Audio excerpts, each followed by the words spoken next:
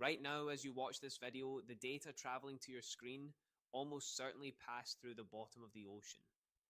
Not through a satellite, not through the air, through a cable no wider than a garden hose lying on the seabed thousands of meters below the surface. And there are over 500 of them, stretching across every ocean on Earth, carrying more than 95% of all global internet traffic. This is the infrastructure that holds the modern world together, and almost nobody knows it exists. The idea of connecting continents by cable is older than most people realize. The first transatlantic telegraph cable was laid in 1858, connecting Britain and North America by copper wire.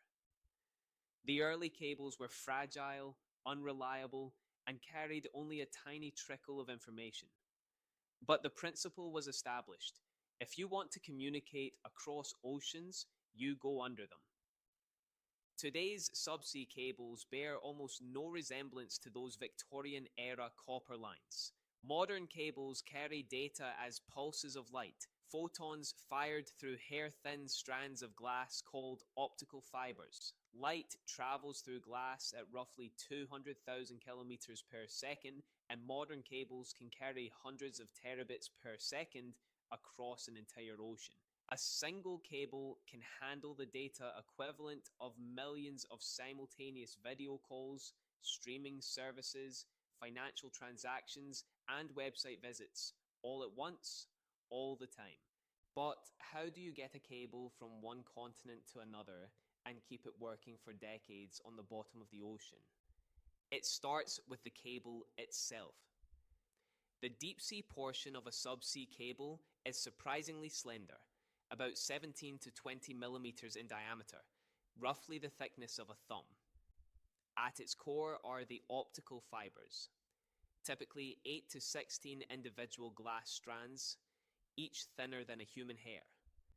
Surrounding them is a copper power conductor, which carries electrical current to power the repeaters spaced along the cable route. Then comes a layer of steel wires for tensile strength, wrapped in polyethylene insulation. The whole assembly can withstand enormous tension, necessary for laying and recovery, while remaining flexible enough to coil around a ship's drum. In shallow water, where cables are at risk from ship anchors, fishing trawls, and other hazards, the cable gets additional armor. Layers of steel wire braid that can make the cable as thick as your arm. Burial in the seabed adds another layer of protection in the shallowest zones. The ships that lay these cables are extraordinary vessels. A cable ship can carry up to 10,000 kilometers of cable in its hold, stored in enormous tanks below deck. The cable feeds out over the stern through a sheave, a large roller system, and is paid out at a controlled rate as the ship moves along the route. On the seabed, specialist plow systems can bury the cable in shallow water to protect it from damage. Planning a cable route is a discipline in itself. Survey vessels map the seabed in advance, identifying hazards like underwater volcanoes, unstable sediment slopes, and areas of trawling activity. The route must balance the shortest path with the safest one. Cables must avoid deep-sea trenches where pressure is extreme and repair access is nearly impossible. They navigate around areas of geopolitical sensitivity, seismic zones, and heavily fished areas.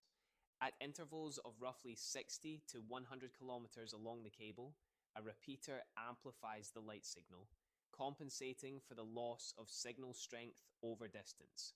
Each repeater is a sealed titanium cylinder designed to operate without maintenance for 25 years at the bottom of the ocean, in pressures that would crush a car.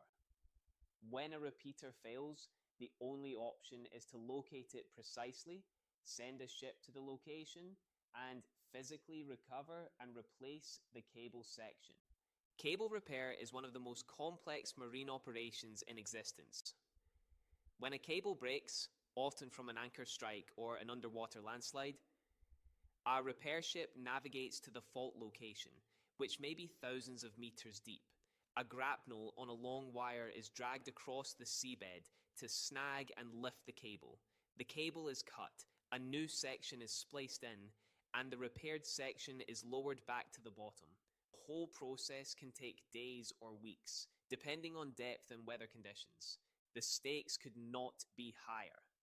When a subsea cable fails, entire regions can lose significant internet capacity.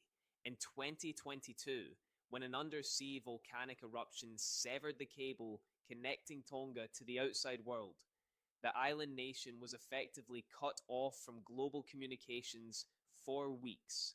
No satellite backup could replicate the bandwidth that single cable provided.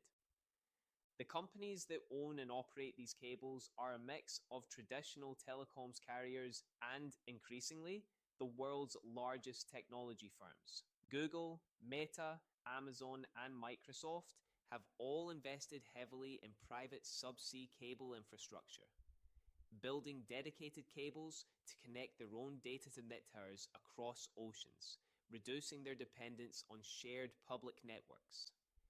The ocean floor is not an empty wilderness. It is a mapped, managed, engineered space crossed by the arteries of global communication, laid there by ships, maintained by engineers, and carrying the digital heartbeat of 8 billion people.